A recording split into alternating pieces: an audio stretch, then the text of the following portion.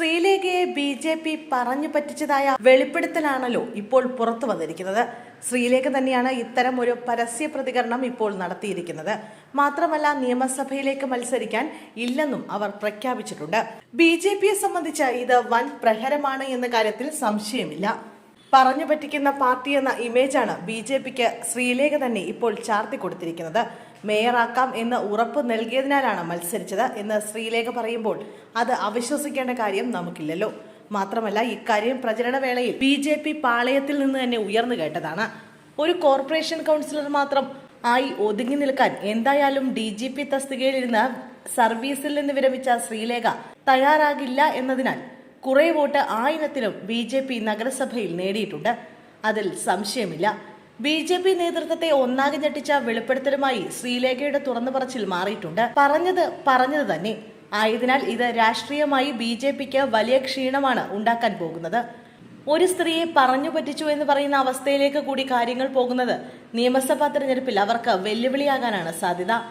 ലോക്സഭാ തെരഞ്ഞെടുപ്പിലെ കണക്കുകൾ വെച്ച് പരിശോധിച്ചാൽ തിരുവനന്തപുരം ജില്ലയിലെ 5 നിയമസഭാ മണ്ഡലങ്ങളിൽ ബി.ജെ.പിക്ക് മുൻതൂക്കമുണ്ട്.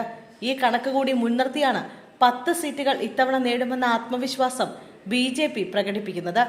ആ ആത്മവിശ്വാസത്തിന് സ്വന്തം പാളയത്തിൽ നിന്നുള്ള ഒന്നാം തരം പാരയായും ശ്രീലേഖയുടെ പ്രതികരണത്തെ വിലയിരുത്താവുന്നതാണ്. ബി.ജെ.പി സംസ്ഥാന വൈസ് പ്രസിഡന്റ് കൂടിയായതിനാൽ ഈ പ്രതികരണത്തിന് ദേശീയ തലത്തിലും വലിയ പ്രാധാന്യമുണ്ടാകും. ബി.ജെ.പിയിലെ ചേരിപ്പോര് തന്നെയാണ് ശ്രീലേഖ തഴയപ്പെടാൻ പ്രധാന കാരണം. ശ്രീലേഖയെ മേയറാക്കാൻ ശ്രമിച്ചതും അതിനായി അവരെ സമീപിച്ച് മത്സരിപ്പിച്ചതുമെല്ലാം ബി.ജെ.പി സംസ്ഥാന അധ്യക്ഷൻ രാജീവ് ചന്ദ്രശേഖറും ജനറൽ സെക്രട്ടറി S. സുരേഷും ഉൾപ്പെടെയുള്ളവരാണ്. ഈ ഗ്രൂപ്പിനെതിരെ പാർട്ടിയിൽ നിൽക്കുന്ന K. സുരേന്ദ്രൻ, V. മുരളീധരൻ വിഭാഗങ്ങളാണ് തെരഞ്ഞെടുപ്പിന് ശേഷം ഇത്തരമൊരു നീക്കം പൊളിച്ചിരിക്കുന്നത്. അതിനവർക്ക് RSS നേതൃത്വത്തിന്റെ പിന്തുണ കൂടി ലഭിച്ചതാണ് കാര്യങ്ങൾ എളുപ്പമാക്കിയിരിക്കുന്നത്. ശ്രീലേഖയെ പ്രകോപിപ്പിക്കാതിരിക്കാനാണ് വട്ടിയൂർക്കാവിൽ മത്സരിപ്പിക്കാമെന്ന വാഗ്ദാനം സംസ്ഥാന നേതൃത്വം മുന്നോട്ട് വെച്ചിരിക്കുന്നത്.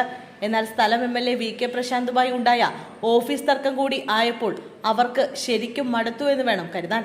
മാത്രമല്ല, വട്ടിയൂർക്കാവിൽ വിജയസാധ്യത കുറവായതും ഇനി മത്സരിക്കാനില്ല എന്ന ശ്രീലേഖയുടെ തീരുമാനത്തിന് പിന്നിലുണ്ട്. IPS ഓഫീസർ എന്ന നിലയിൽ ഉണ്ടാക്കിയ പ്രശസ്തി രാഷ്ട്രീയത്തിലിറങ്ങി കളയുന്നതിൽ ശ്രീലേഖയുടെ അടുപ്പക്കാർക്കിടയിൽ വലിയ വിഷമമുണ്ട്. ഇതെല്ലാം കണക്കിലെടുത്ത് ഇനി അവർ രാഷ്ട്രീയത്തോട് തന്നെ ഗുഡ് ബൈ പറഞ്ഞാലും അത്ഭുതപ്പെടാനില്ല. ശ്രീലേഖ കൗൺസിലർ സ്ഥാനം രാജിവെച്ചാൽ ബി.ജെ.പി ഭരണം താഴെ പോകും. 101 അംഗ കോർപ്പറേഷനിൽ 50 അംഗങ്ങളാണ് ബി.ജെ.പിക്കുള്ളത്. ഇപ്പോൾ ഒരു സ്വതന്ത്ര അംഗം പിന്തുണയ്ക്കുന്നുണ്ട് എങ്കിലും അതിന്റെ ലൈഫ് എത്രമാത്രം എന്നത് ഉറപ്പിച്ച് പറയാൻ പറ്റുന്ന കാര്യമൊന്നുമല്ല. ഇനി തെരഞ്ഞെടുപ്പ് നടക്കാൻ പോകുന്ന വിഴിഞ്ഞം വാർഡിൽ നിന്നും ബി.ജെ.പി ജയിക്കില്ല എന്നതും ഉറപ്പാണ്.